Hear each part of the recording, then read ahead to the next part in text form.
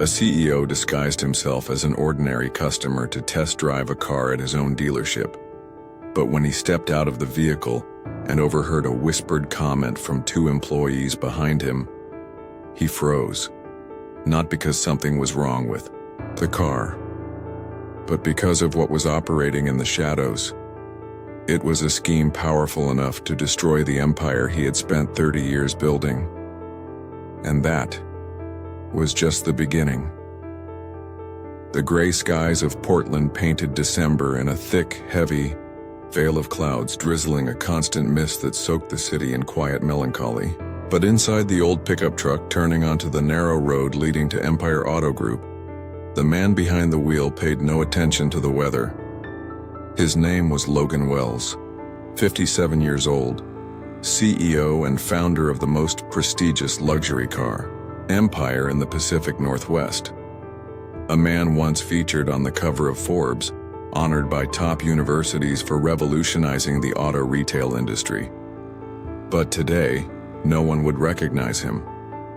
Logan wasn't wearing a tailored suit, no six-figure Patek Philippe watch on his wrist, just a worn-out brown jacket, faded jeans, and sneakers that had lost their shine. His salt and pepper beard was patchy and uneven, his once perfect haircut hidden beneath a black baseball cap. No one at Empire Auto had any idea that the man walking through their doors today was the boss himself. Logan had been thinking about this for months. Sales were steady. Internal reports showed no red flags. But the anonymous emails, the quiet complaints from loyal customers, they planted a seed of doubt. Something wasn't right. Not with the numbers, but with the people. Talented staff were leaving without explanation. Long-time clients weren't returning. Little things, but enough to awaken the instincts of a man who started with nothing but grease-stained hands and a rented garage.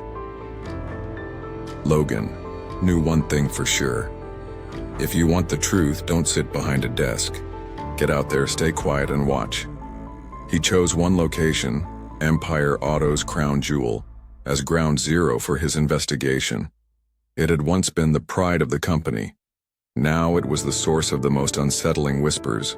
Under the alias Jack Doyle, a retired gym teacher looking for an SUV for a cross-country trip, Logan prepared to walk into his own store. Not with authority, not with a title, but with the eyes of a stranger. No one would know who he was, but he would soon know who they were when they thought no one was watching. The glass doors of Empire Auto Group slid open with a soft chime. A familiar scent hung in the air, genuine leather from new interiors, blended with floor cleaner, the kind Logan once insisted be diluted so as not to overpower the smell of the cars. Every ceiling light, every poster on the wall, all part of the design he'd personally approved 4 years ago, and yet today, something felt different. Not because the showroom had changed, but because he was no longer greeted by name. "Hey there, need help with something?" A male voice called out. Young, but lacking enthusiasm. Logan turned. A salesman approached, hands in his pockets, tie loosened, eyes scanning Logan from head to toe. "I'm looking for a mid-size SUV," Logan said in the easygoing tone of Jack Doyle, the retired gym teacher. "Something I can take on long drives. We've got a few CRVs and Ford Edges out in the lot," the salesman replied, glancing toward the lot like he was eager to push Logan out the door. "What kind of budget are we working with?" Logan smiled. "Haven't really set one, just starting to browse." The salesman frowned slightly, then nodded with a disconnected, "All right, well, have a look around." And with that, he walked away. Logan stood there, stunned. In the system he built, rule number 1 was clear: treat every customer like an old friend.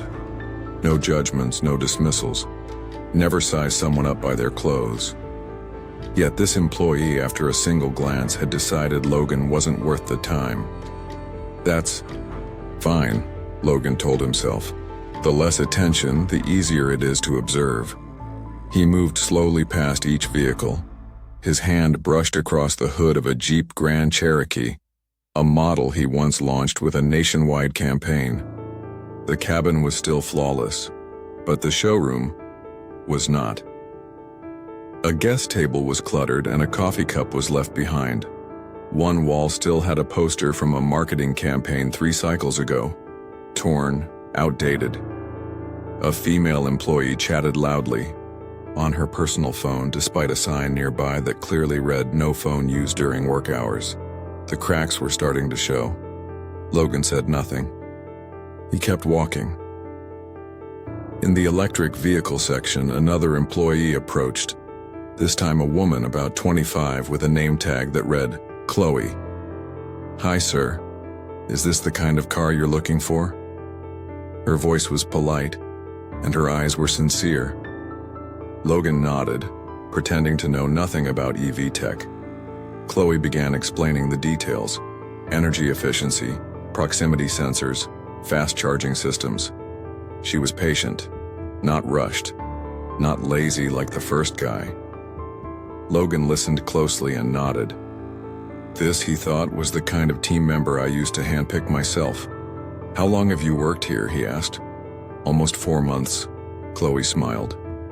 "I transferred from the Spokane branch. Things here feel a bit different." "Different how?" Chloe looked around and lowered her voice. "I'm not sure, but it feels like some people here are working outside the rules. Like someone's giving them permission." Those words stopped Logan cold, not because of what she said, but because of how she said it. Careful, guarded, as if she were dodging something larger than herself. Logan thanked her and continued toward the test drive area, where vehicles were prepped for customer trials. As he passed the finance office muttering where contracts were signed, he caught sight of an employee reorganizing a stack of papers, then slipping one file into a drawer and locking it. No digital logging, no entry into the system. Logan's instincts began to roar, and then he stopped. A pearl white Range Rover sat quietly in the far corner of the lot, a luxury vehicle that, by protocol, should require front desk registration for any test site. But this one was already running, and from behind a glass wall Logan heard voices, men, low, gruff, then a sentence that froze him in place. "Don't worry, I hid the paperwork. No one's ever going to know that car was back in the system." Hid the paperwork. No one will ever know that car was back in the showroom. The words echoed in Logan's mind as he turned away, forcing himself to appear calm. He placed a hand on the hood of the pearl white Range Rover, pretending to inspect the paint job, but his mind had already shifted into strategic mode. Veins tensed beneath his skin, his pulse quickened, not from fear, but from the primal instinct of survival. Something was being deliberately hidden. He returned to the reception area and approached Chloe. "That Range Rover out back, any chance I could take it for a test drive?" Logan asked. Chloe glanced toward the lot and tilted her head. "Oh, that one. I think it was scheduled for a test drive this morning, but I never saw anyone check in." Logan nodded, keeping his tone casual. "No worries, I'll wait." While waiting, he took another walk around the showroom, this time with the eyes of an undercover investigator. Everything he saw matched the blueprint he'd approved years ago, but the way the place functioned, how the staff behaved, how the systems were used, something was off. He noticed a desk with a folder labeled "Trade-in Pending," yet no customer name, no VIN, just the vague note, "Pending Review." At Empire Auto, every trade-in was required to be logged into the system within 2 hours. But this one, it wasn't recorded anywhere. Logan pulled out his phone and logged into the admin version of the vehicle management system. He entered the VIN of the Range Rover, which he'd memorized after a quick glance at the rear plate. No record found. No data. The vehicle wasn't listed in the showroom inventory. It wasn't logged as part of a test drive. It was a ghost, physically present, on the lot, but invisible on paper. Logan now knew this wasn't just a minor clerical error. Someone was hiding a car, maybe to sell it off the books, maybe to swap VINs. But one thing was certain: it wasn't going through official channels. He opened the company's internal email system and searched for correspondence tied to this branch. One message from a previous customer caught his eye. Someone who'd traded in a Range Rover identical to this one just last month. However, according to the system, the deal had been canceled because the car was too old and below quality standards. So, where was the real car? And if it was sitting outside, why had it been erased? Logan returned to the showroom floor and sat in the waiting area. The same young salesman who had brushed him off earlier strolled by, laughing with a junior finance staffer. He held a file labeled private. As they passed, Logan caught part of the conversation. They traded in. We leave the original paperwork at the old location. Easy. If the customer doesn't ask, we don't mention it. Logan's hand clenched slightly. His face remained calm, but inside, the fuse had been lit. Right then, his phone buzzed. It was Chloe. She had sent a message. I think you should know. There are a few vehicles here that don't appear in the system. I've checked multiple times, but every time I ask, someone says, don't poke around too much. Logan stared at the text, then took a deep breath. The investigation had officially begun. No more pretending. No more playing a part. Because now, the very showroom he had built was becoming the black box of a scheme he had yet to fully uncover. After Chloe's message, Logan could no longer sit still. He knew that if he kept wandering around like a regular customer, he'd soon draw attention, or be politely asked to leave. Instead, he chose silence and documentation. A small notebook slipped from his coat pocket. Logan began writing. The license plate of the white Range Rover. The time the vehicle appeared in the rear lot document code trade-in pending is missing from the system. The salesman's remark hid the original paperwork. If the customer doesn't ask, we don't. Tell Chloe's text he wasn't mapping the showroom anymore. He was mapping the lie. That afternoon, Logan quietly exited the dealership and settled into a cafe across the street, just close enough to watch the rear lot through the window. From his seat, he had a clear view of all comings and goings behind the building. He opened his personal laptop, a custom encrypted device coded by the company's internal IT team. With it, he had access to a hidden backup of Empire Auto's internal control system, a tool few within the organization even knew existed. Logan entered the branch code for Empire Auto and began cross-referencing vehicle check-in out times with system logs. First surprise, 3 vehicles, including the Range Rover, had no valid records in the past 30 days. But footage from the rear lot cameras, which captured frames every 15 minutes, showed they'd been parked there for at least 5 days. Logan checked the user logs. Who had the authority to delete or hide vehicle records? Top result: T. Russell, head of finance, someone Logan remembered as meticulous but who'd recently been flagged for unexplained absences and signs of stress. Next was A. Briggs, a sales advisor, and the same man who made the suspicious comment to a colleague earlier that morning. 2 names, one at the start of the trail, one at the end, both linked to these ghost cars. The puzzle was starting to form. Logan searched for patterns, and he found one. With every new shipment from the manufacturer, 1 or 2 vehicles were flagged as awaiting inspection or failed preliminary check. Then, 2 weeks later, they vanished. No transport logs, no sales records. On paper, they never existed. But when Logan cross-referenced the VINs with the supplier's manifest, the cars were real. The system wasn't broken. Someone was erasing them on purpose, and with expert precision. Logan clenched his fist. He'd taught his employees to manage a showroom like managing a family. But it seemed someone had built a secret tunnel under the very house he constructed. Later that afternoon, Logan returned to the dealership, his face calm. He approached Chloe and whispered, "Would you be willing to help me check a few things?" Chloe nodded.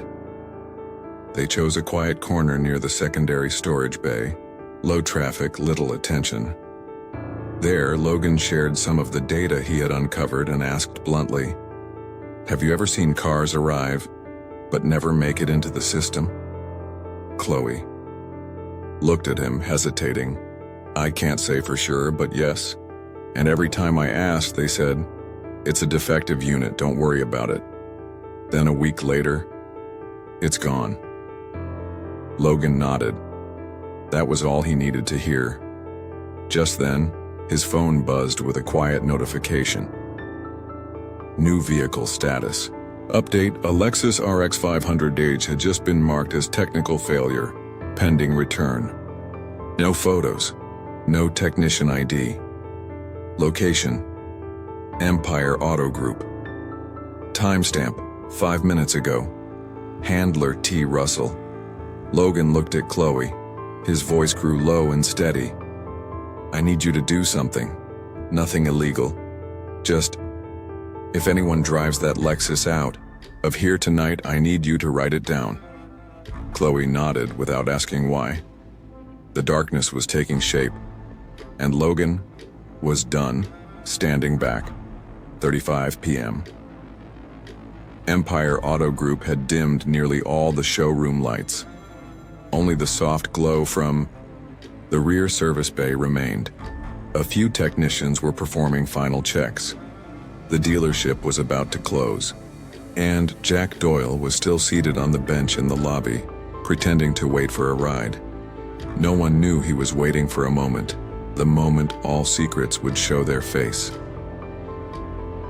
The Lexus RX 500H, marked as technical fault, temporarily held in inventory, now sat quietly in the maintenance zone.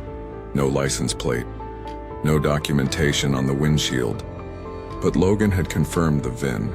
It matched the unit shipped on the 18th, valued just shy of $70,000. A text from Chloe came in. "They're getting ready to move the car. 2 people. One of them is Russell." Logan stepped back out of sight, but remained close enough to hear and record. 12 p.m. The warehouse door opened. A black SUV reversed quietly up to the loading bay. No headlights, no horn. 2 men stepped out. T. Russell and another figure Logan couldn't make out until they stepped into the light. It was Dennis Harris, Regional Vice President, the man Logan had personally promoted, the man who had once shared dinner with his family, the man he believed was the most loyal pillar of Empire Auto. Logan's heart skipped a beat. Russell popped open the trunk of the Lexus, giving it a quick inspection. Dennis stood nearby, phone to his ear, speaking casually. "Car's ready. 10 minutes and it's out. No plates, no docs, don't worry. Your guy won't get traced." His voice was calm, confident, like this was routine. Russell handed him a slim folder, a fake defect report listing a battery issue, which disqualified the car from being sold through official channels. Dennis chuckled. Logan's probably still sitting in his office, thinking he's got it all under control. The words hit Logan like a punch to the chest. It wasn't just betrayal, it was mockery. Then Russell spoke, quiet but clear. "You sure about this buyer? Last time we almost got traced." Dennis smirked. "Golden chain leaves no trail. Once they take it, it disappears, trust me." Golden chain. Logan heard the name distinctly. He remembered it from an FBI security briefing at an auto industry conference last year. A shadow organization that buys legally missing vehicles from major dealerships to launder money and move goods across state lines. And now, Empire Auto was one of their drop points. In that moment, Logan froze. Not from fear, but from the sheer weight of realization. He had built Empire Auto with everything he had. He had trusted Dennis like a son, and now, Dennis was handing his legacy over to ghosts. 1 second later, Logan pressed his earpiece. "I need the FBI on site, now. GPS locked. Prepare to move in 5 minutes." The voice on the other end confirmed. Meanwhile, Dennis was still smiling, turning to Russell. "Logan will never know, and if he does, it'll be too late." But they were wrong. Their boss was right there. This time, he wasn't in a luxury car. He wasn't backed by title or fame. He brought only one thing: the truth. And that truth was about to tear down an entire operation 6 months in the making. 25 p.m. A sharp, heavy siren pierced the night. Short, precise but commanding. Within 30 seconds, 3 jet black FBI SUVs surrounded the rear lot of Empire Auto Group. Logan stepped back, calmly removing his earpiece as agents stormed in, shouting, "FBI, hands in the air, nobody move!" Russell panicked. Dennis turned to run, but was tackled instantly. Documents, vehicles, phones, and the dealership's security cameras were sealed on the spot. Chloe emerged from inside, handing Logan a USB, an extracted recording of the earlier conversation. Undeniable evidence. The showroom was bathed in flashing red and blue lights, but inside Logan, something still felt unsettled. 3 hours later, inside a crisis room at the FBI field office, Lead Agent McAllister placed a thick file on the table and slid it toward Logan. "Mr. Carter, you're going to want to see this." Logan opened the folder. Right on the first page, a forged financial report, signed L. Wells. Alongside it, dozens of emails, ghost bank accounts, and even a fraudulent vehicle transfer contract, all bearing near-perfect replicas of his signature. McAllister's voice was grim. Dennis and Russell had it all prepared. If this operation got exposed, they planned to hand over these documents and claim you were the mastermind. Logan sat in silence, staring at the forged signature. It was eerily precise, almost surgical. How long had he been doing this?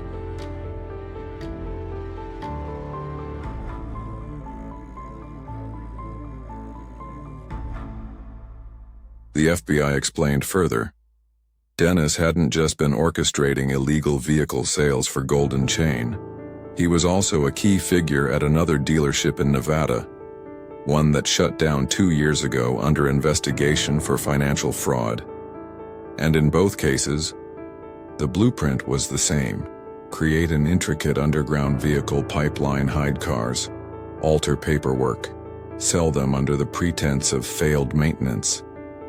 When discovered, submit fabricated evidence blaming the dealership's owner and the Saudi previous dealerships. The FBI never had enough solid proof.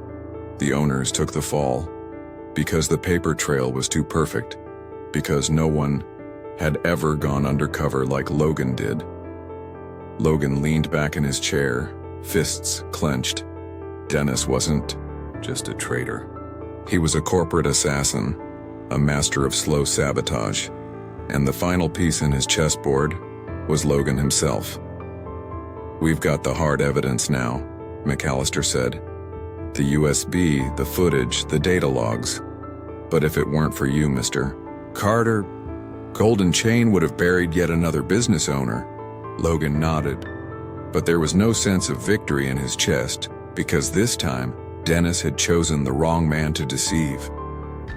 That night, Logan returned to the dealership. The once bustling showroom now sat dark and hollow, cars sealed, staff suspended pending internal review. The vibrant hum of Empire Auto had dulled into nothing more than a showroom gloss covering deep fractures. But Logan didn't feel defeated. Quite the opposite.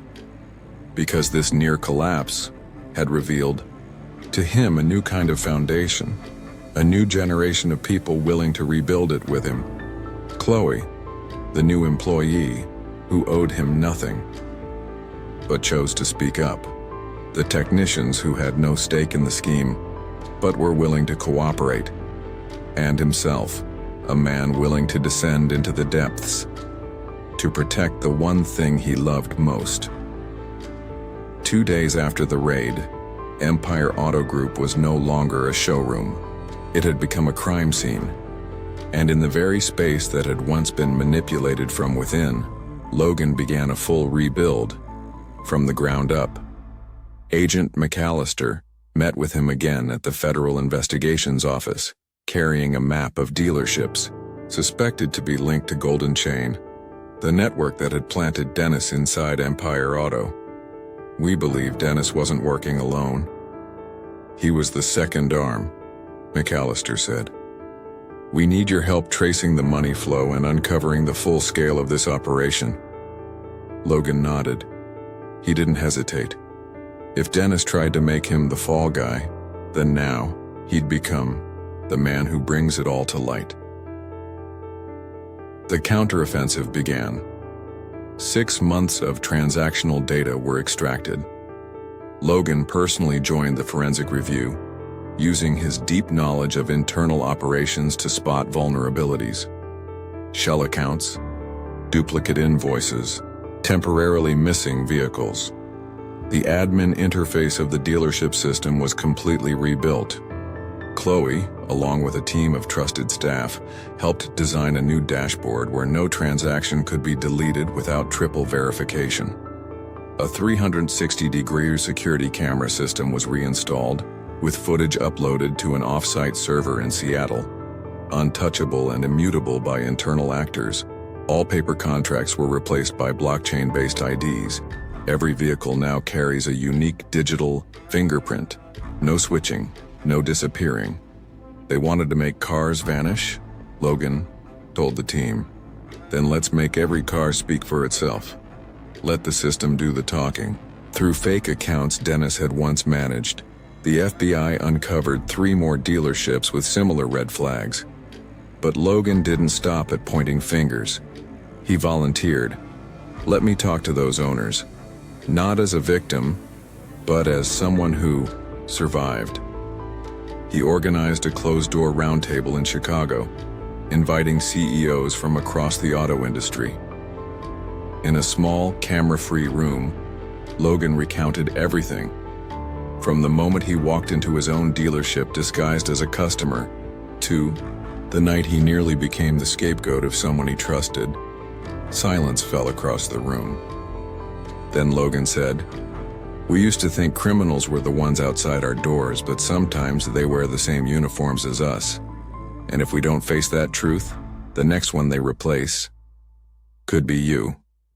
The result? 2 dealerships agreed to open internal investigations. A third, after conducting an audit, discovered a criminal pattern identical to Empire Auto. Golden Chain was paralyzed.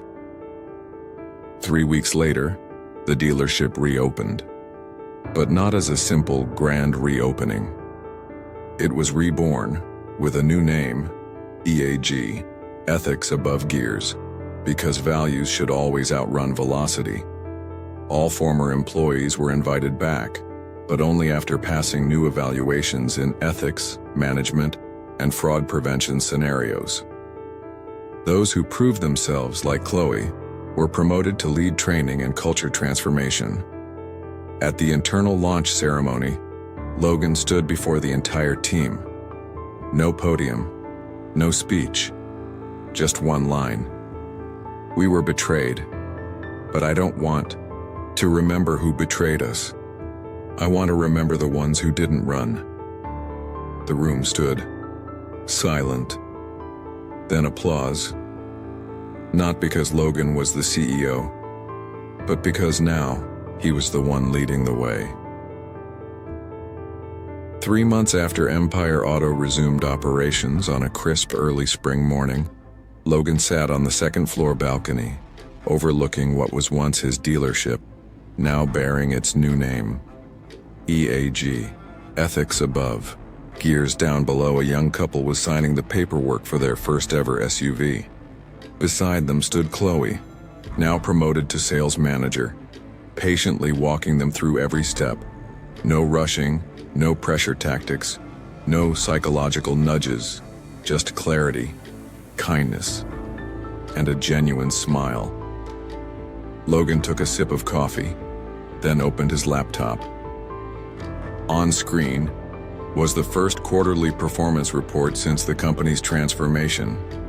Sales, modestly increased return customer rate, up 22%, most notably, internal risk flags or legal complaints, 0. But what brought the biggest smile to his face was the final line in Chloe's internal feedback summary. The new hires from the second ride program are thriving. They don't just learn fast, they value everything like this place is, the one shot they've been waiting for. Logan leaned back and closed his eyes. He knew exactly how that felt. He had once been that person too. One day, a news outlet requested to film a feature. The CEO who went undercover to save his dealership. Logan declined, not because he didn't want to share the story, but because he knew this wasn't a personal triumph. It was a collective lesson. On the wall of his office, he rehung an old photo. Logan, age 30, is standing next to the very first truck he sold by hand. Hair messy, shirt wrinkled, but eyes blazing like fire. Below the frame, he'd added an engraved line: "Never let the spotlight make you forget why you started." One late afternoon, Chloe entered his office holding a new applicant's file. "There's a candidate who used to be in juvenile detention, but I think he deserves a shot." Logan smiled. "Then don't call it a shot," he said. "Call it a start. Every vehicle that wants to go far needs to be started the right way. In a world where trust can be traded like a titleless car, there are still people willing to return to the starting line, to preserve what's real." Logan didn't just catch traitors. He chose not to become bitter. Instead, he rebuilt from the ashes and turned the dealership's greatest weakness into a stronghold of integrity. Because sometimes, to truly lead an empire, you must be willing to walk into it as a stranger. Empire Auto Group had changed names, but its spirit had never lost direction.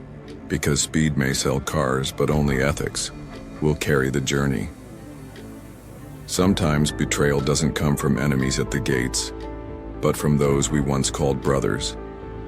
And yet, sometimes, in the very moment masks fall, you finally see who has the courage to rise and rebuild. That CEO didn't sit still. He walked back into the very space he once took pride in as a stranger to rescue the one thing no one believed in anymore: integrity. If you believe trust can be rebuilt, leave a single dot. Because real stories don't end with a victory. They begin with someone who refused to give up.